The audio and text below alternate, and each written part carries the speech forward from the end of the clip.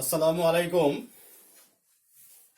Class 8-এর ইতিহাসের online ক্লাসে আজ তোমাদের ব্রিটিশ ইস্ট ইন্ডিয়া কোম্পানির আমলে বিভিন্ন ভূমি রাজস্ব ব্যবস্থা বা ভূমি বন্দোবস্ত নিয়ে আলোচনা করব।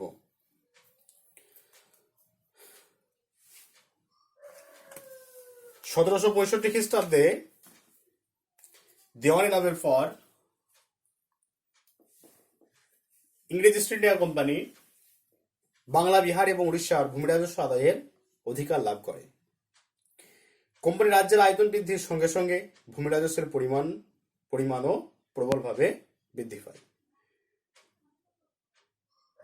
তাহলে ভূমি রাজস্ব বন্দোবস্তর যে ধাপ, সে ধাপগুলো আমি পরপর আলোচনা করছি।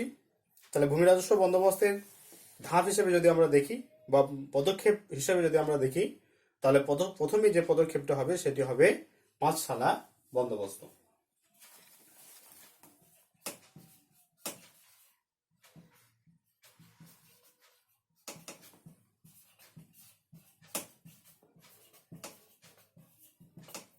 পাঁচশালা বন্দোবস্ত 1772 খ্রিস্টাব্দে ওয়ারেন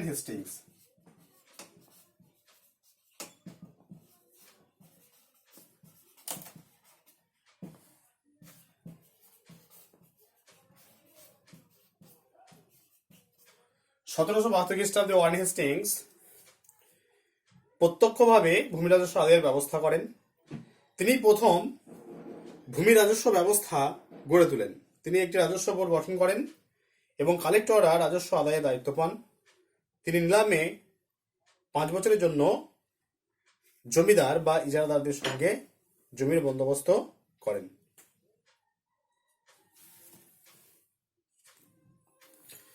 1772 খ্রিস্টাব্দে ওয়ারেন হেস্টিংস 5 বছরের জন্য জমিদার বা ইজারাদারদের সঙ্গে জমির বন্দোবস্ত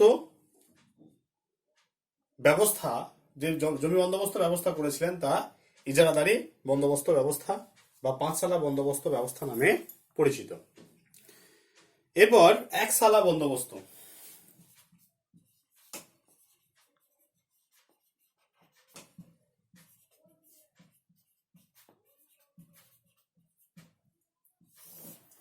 একশালা বন্দোবস্ত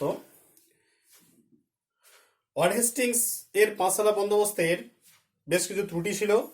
সেই ত্রুটি বিচ্যুতি দূর করে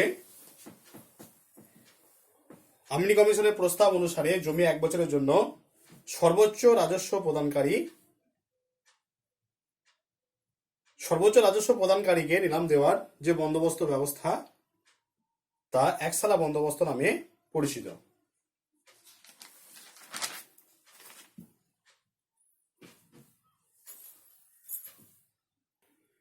সতেরোশো 77 খ্রিস্টাব্দে এই ব্যবস্থাও চালু করেছিলেন কিন্তু ওয়ারেন হেস্টিংস।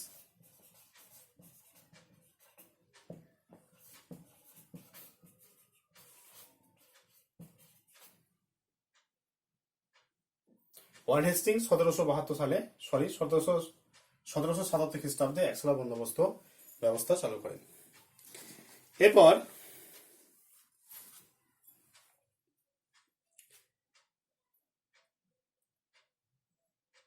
দশালা বন্দোবস্ত।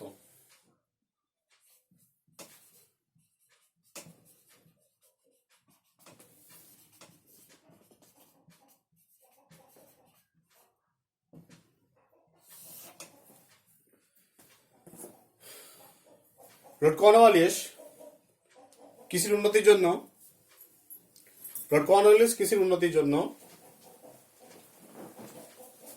এবং পূজা প্রেরণ বন্ধের জন্য কোম্পানির বাৎসরিক আয়ের নিশ্চয়তা দান করতে বাংলায় 1799 খ্রিস্টাব্দে বাংলায়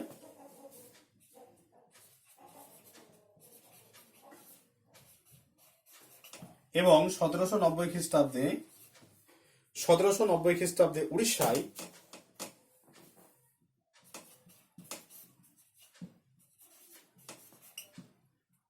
1799 খ্রিস্টাব্দে বাংলায় এবং 1790 খ্রিস্টাব্দে উড়িষ্যায় 10 বছরের জন্য যে জমি বন্দোবস্তের কথা ঘোষণা করেন তা 10 সালা বন্দোবস্ত নামে পরিচিত। তাহলে 5 সালা বন্দোবস্ত 1772 খ্রিস্টাব্দে ওয়ারেন হেস্টিংস, 5 বছরের জন্য জমিদারদের বা ইজারাদারদের দেওয়া হয়েছিল।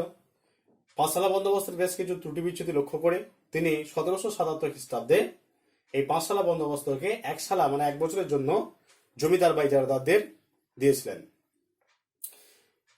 এর পরবর্তীকালে 1790 খ্রিস্টাব্দে বাংলায় এবং 1790 খ্রিস্টাব্দে উড়িষ্যায় লর্ড কর্নওয়ালিস 10 বছরের জন্য জমিদারদের যে রাজস্ব বন্দোবস্তের অধিকার দিয়েছিলেন তা 10 শালা বন্দোবস্ত নামে পরিচিত।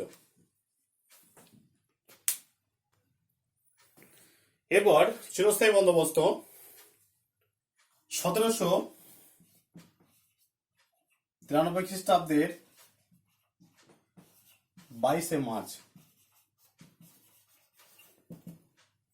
লর্ড কর্নওয়ালিস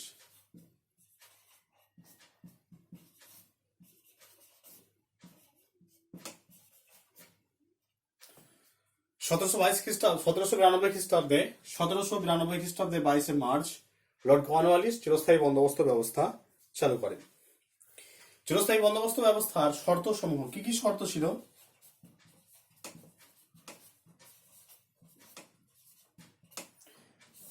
প্রথমত 1 নম্বর হচ্ছে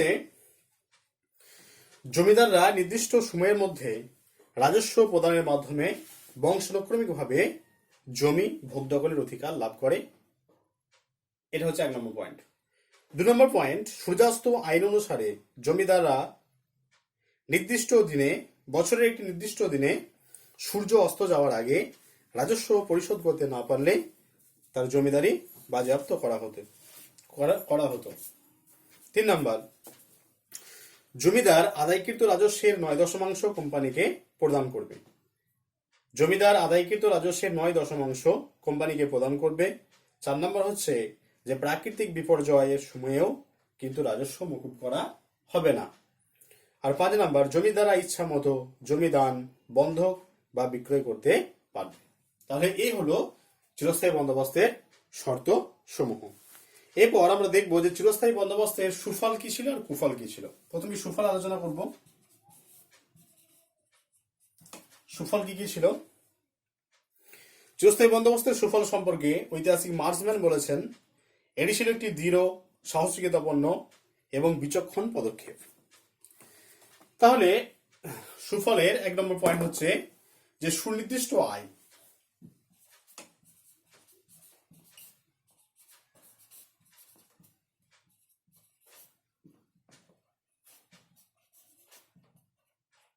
সুনির্দিষ্ট আয়। চিরস্থায়ী বন্দোবস্তের ফলে সরকারের প্রাপ্য রাজস্বের পরিমাণ সুনির্দিষ্ট হওয়ার ফলে সরকারের বাৎসরিক বাজেট পেশের ক্ষেত্রে সুবিধা হয়। দেখো, তাহলে চিরস্থায়ী বন্দোবস্তে কোম্পানি আগে থেকে বুঝতে পারে যে তার বছরে কত টাকা আয় হবে এবং সেই অনুযায়ী ইংরেজ ইস্ট ইন্ডিয়া কোম্পানি কি করে না বাৎসরিক একটা বাজেট পেশ করে। এই ক্ষেত্রে এটা একটা কোম্পানির লাভজনক ব্যবস্থা বলা যায়। 2 নম্বর হচ্ছে কৃষির উন্নতি।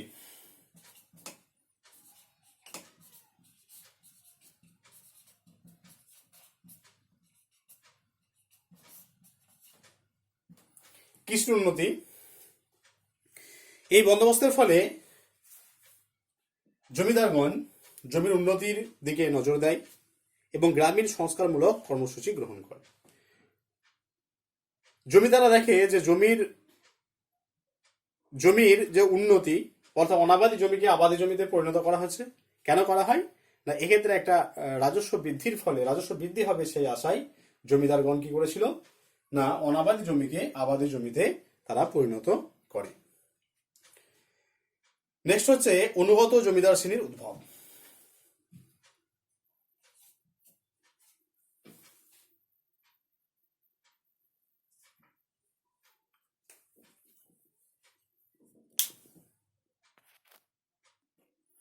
তিন নম্বর,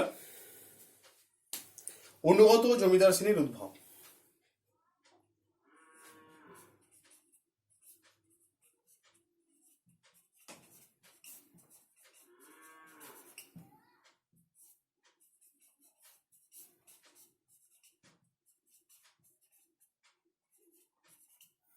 অনুগত জমিদার শ্রেণীর উদ্ভব।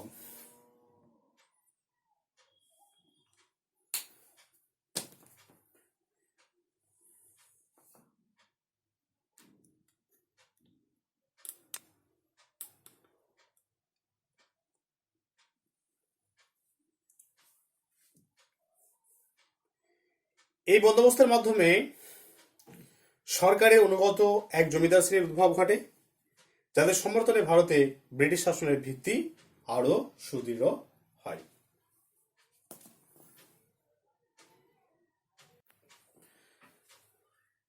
4 নম্বর হচ্ছে চাষযোগ্য জমির পরিমাণ বৃদ্ধি।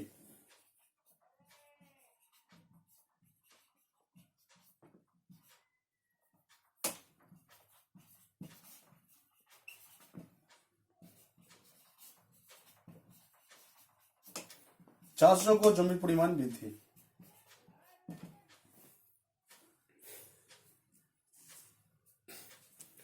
চিরস্থায়ী বন্দোবস্তের ফলে অনেক পতিত জমি,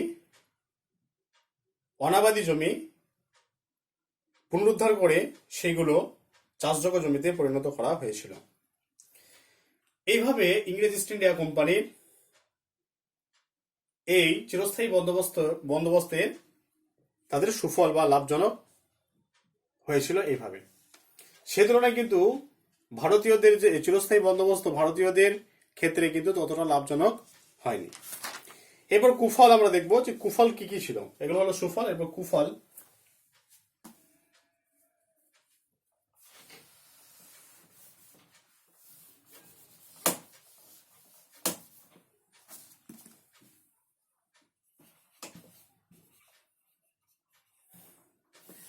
কুফল হচ্ছে সরকারের ক্ষতি। 1 নম্বর হচ্ছে সরকারের ক্ষতি।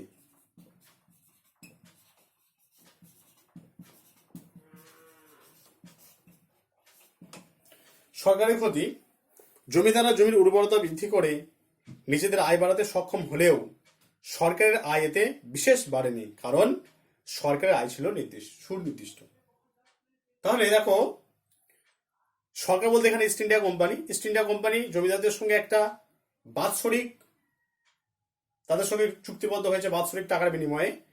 সেক্ষেত্রে জমিদারদের একটা লাভ হচ্ছে, জমিদাররা জমিগুলোকে উর্বরতা করছে, উর্বরতা করার ফলে বেশি শস্য উৎপন্ন হচ্ছে, বেশি শস্য উৎপন্ন হওয়ার ফলে তাদের যে বাড়তি আয়, সেই আয় কিন্তু সরকার পাচ্ছে না সেই আয়, কেননা সরকারের সঙ্গে জমিদারদের একটা নির্দিষ্ট টাকার পরিমাণ ঠিক হয়ে গিয়েছিল পূর্বেই। সেক্ষেত্রে আমরা বলতে পারি যে এক্ষেত্রে কিন্তু সরকারের ক্ষতি হচ্ছে। 2 নম্বর হচ্ছে কৃষকদের দুরবস্থা।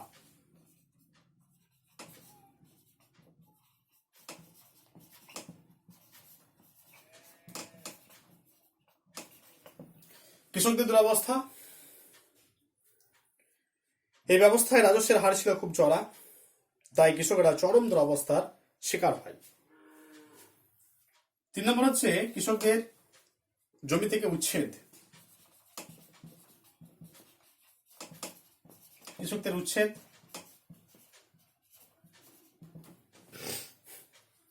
চিরস্থায়ী বন্দোবস্তে জমির ওপর কৃষকদের কোনো অধিকার না থাকায় জমিদার ইচ্ছা মতো কৃষকদের জমি থেকে উৎখাত করতে পারতেন।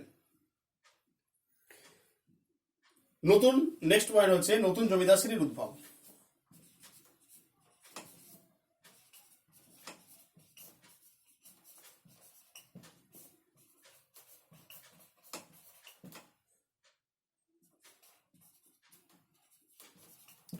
নতুন জমিদার শ্রেণীর উদ্ভব।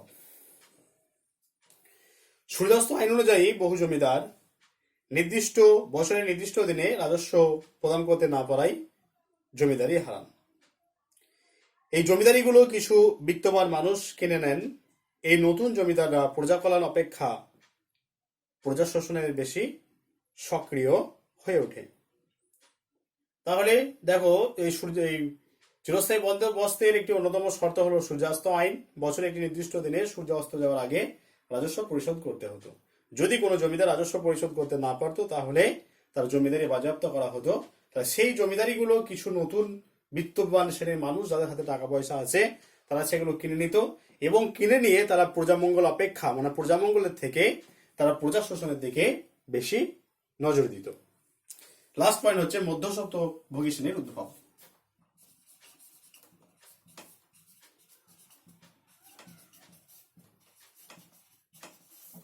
মধ্যস্বত্বভোগী শ্রেণীর উদ্ভব।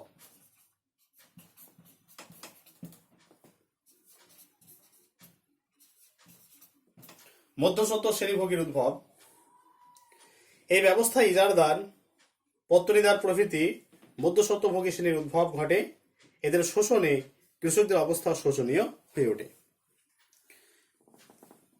চিরস্থায়ী বন্দোবস্তের কুফল সম্পর্কে ঐতিহাসিক হোমস, একজন বিখ্যাত ইংরেজ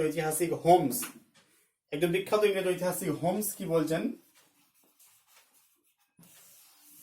হোমস বলেছেন চিরস্থায়ী বন্দোবস্ত ছিল একটি ঐতিহাসিক প্রতারণা।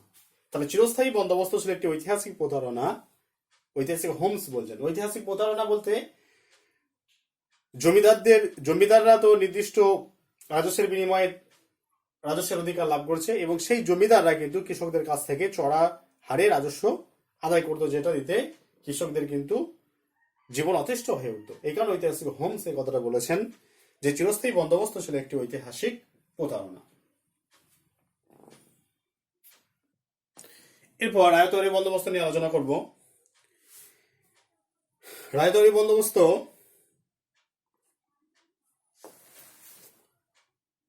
চালু করেছিলেন আলেকজান্ডার রিড এবং টমাস মনরো।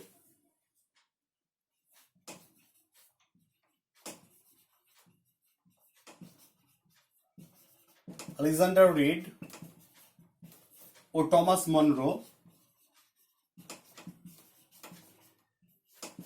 1820 খ্রিস্টাব্দে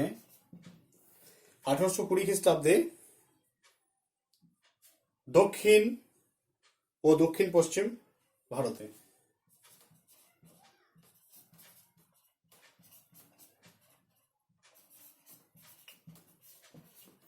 আলেকজান্ডার রিড ও টমাস মনরো 1820 খ্রিস্টাব্দে রায়তওয়ারি বন্দোবস্ত চালু করেন।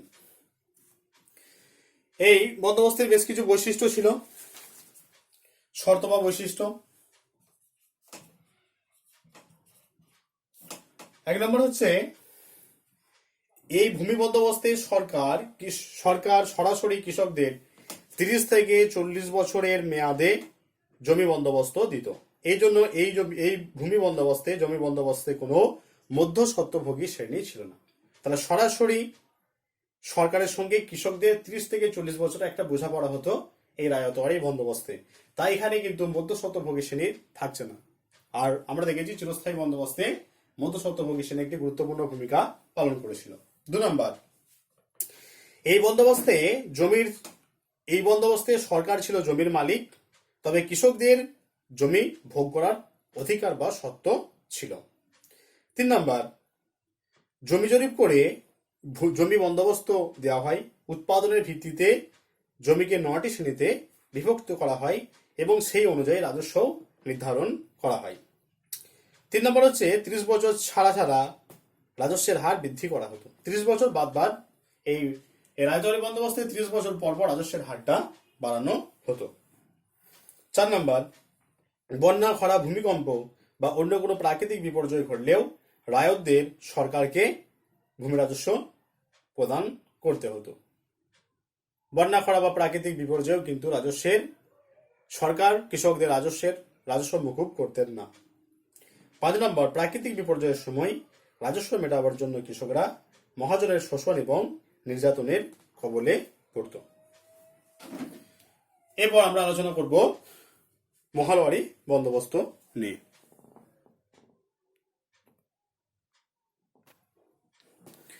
এরপর মহালওয়ারি বন্দোবস্ত নিয়ে আলোচনা করব। মহালওয়ারি বন্দোবস্ত এলফিনস্টোন এবং হোল্ট ম্যাকেনজি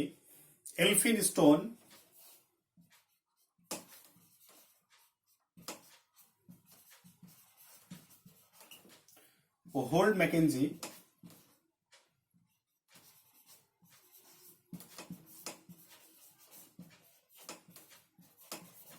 1822 খ্রিস্টাব্দে গাঙ্গেয় উপত্যকা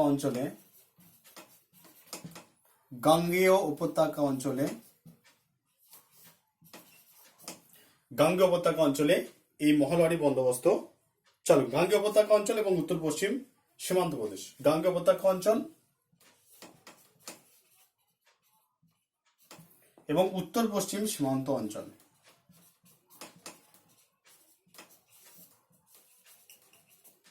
উত্তর পশ্চিম সীমান্ত অঞ্চলে এই ব্যবস্থা চালু করেন। শর্ত বা বৈশিষ্ট্য কি কি ছিল এই বন্দোবস্তের? প্রথমত, 1 নম্বর শর্ত হলো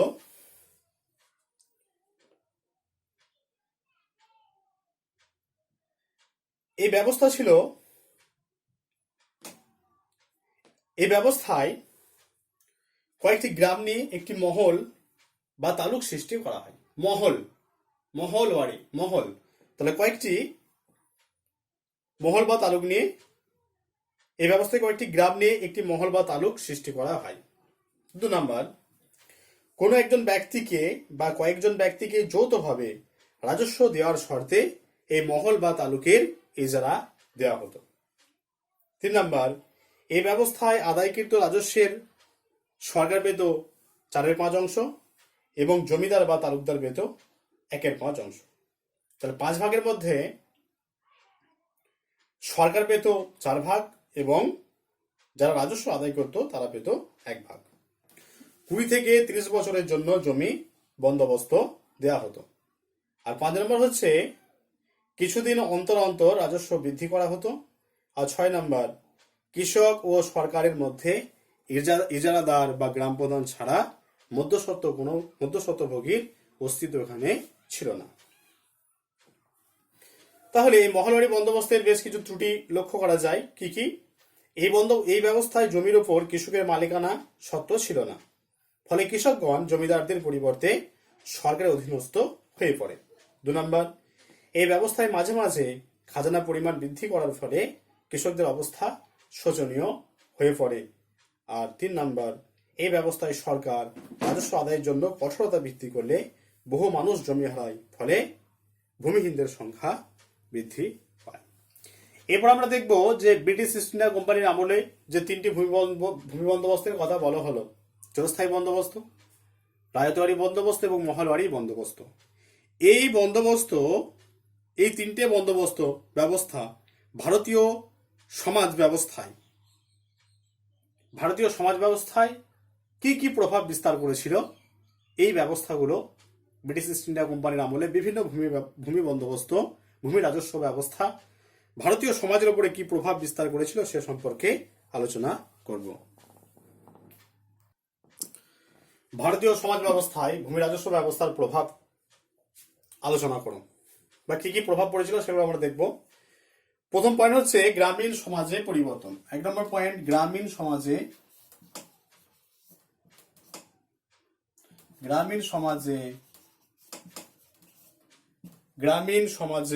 পরিবর্তন।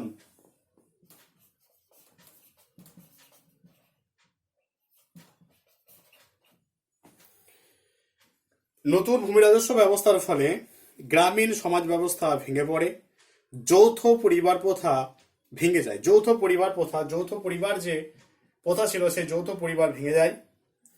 গ্রামীণ জীবনে সহযোগিতার পরিবর্তে প্রতিযোগিতা নেমে আসে। একে অপরকে যে সহযোগিতা করা, সহানুভূতিশীলতার এতদিন পর্যন্ত যে প্রভাব ছিল, কিন্তু এই ভূমি রাজস্ব ব্যবস্থার পরে সহযোগিতার পরিবর্তে গ্রামীণ জীবনে সহযোগিতার পরিবর্তে প্রতিযোগিতা নেমে আসে। 2 নম্বর, কৃষকদের অধিকার হরণ।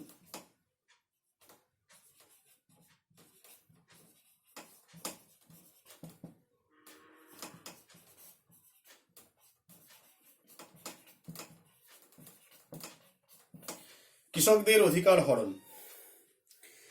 ব্রিটিশ রাজস্ব ব্যবস্থায় কৃষক জমিতে তার স্বত্ব হারিয়ে এক প্রকার ভাড়াটিয়া প্রজায় পরিণত হয়। জমিদাররা ইচ্ছা করলে কৃষকদের জমি থেকে উৎখাত করতে পারতেন। তাহলে এই বন্দোবস্ত, এই যে ব্রিটিশ ইস্ট ইন্ডিয়া কোম্পানি আমলে যে ভূমি বন্দোবস্তগুলো, সেই বন্দোবস্তের ফলে কৃষকরা এতদিন পর্যন্ত জমিতে তাদের যে অধিকার, সেই অধিকারগুলো হারিয়ে একটা ভাড়াটিয়া কৃষকে পরিণত হয়। তাদের জমিতে কোনো নিজস্ব স্বত্ব বা অধিকার থাকে না এবং জমিদার তাদেরকে যে কোনো সময় জমি থেকে উৎখাত করতে পারতেন। 3 নম্বর হচ্ছে যে রাজস্বের উচ্চ হার।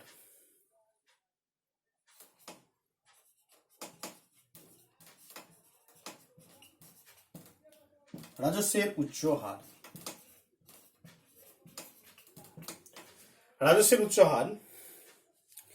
ব্রিটিশ রাজস্ব ব্যবস্থায় ভূমি রাজস্বের হার ছিল অত্যন্ত বেশি। প্রাকৃতিক বিপর্যয় বা শস্যহানি ঘটলেও রাজস্ব কিন্তু মকুব করা হতো না। 4 নম্বর, জমিদারদের ক্ষমতা বৃদ্ধি।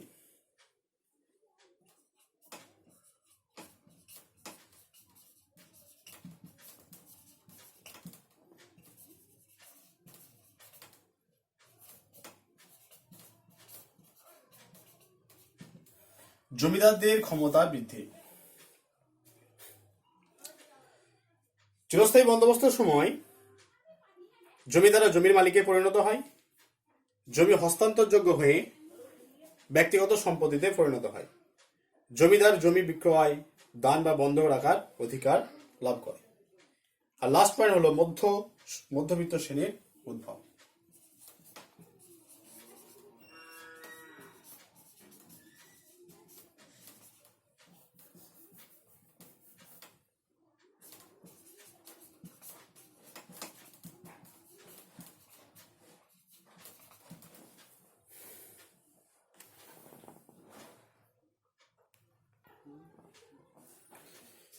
মধ্যবিত্ত শ্রেণীর উদ্ভব। রাজস্ব আদায়ের সুবিধার জন্য জমিদাররা কর্মচারী নিয়োগ করে। এই কর্মচারীরা জমিদার ও কৃষকদের মধ্যবর্তী জায়গায় থেকে কৃষকদের শোষণ করে বেশি রাজস্ব আদায় করত। এরাই পরবর্তীকালে মধ্যবিত্ত শ্রেণীতে পরিণত হয়। তাহলে আজ ব্রিটিশ ইস্ট ইন্ডিয়া কোম্পানির আমলে বিভিন্ন ভূমি বন্দোবস্ত এবং সেই ভূমি বন্দোবস্ত ভারতীয় সমাজের উপর কি প্রভাব বিস্তার করেছিল সে সম্পর্কে আলোচনা করা হলো। কারো যদি কিছু বুঝতে অসুবিধা হয় অবশ্যই বলবে।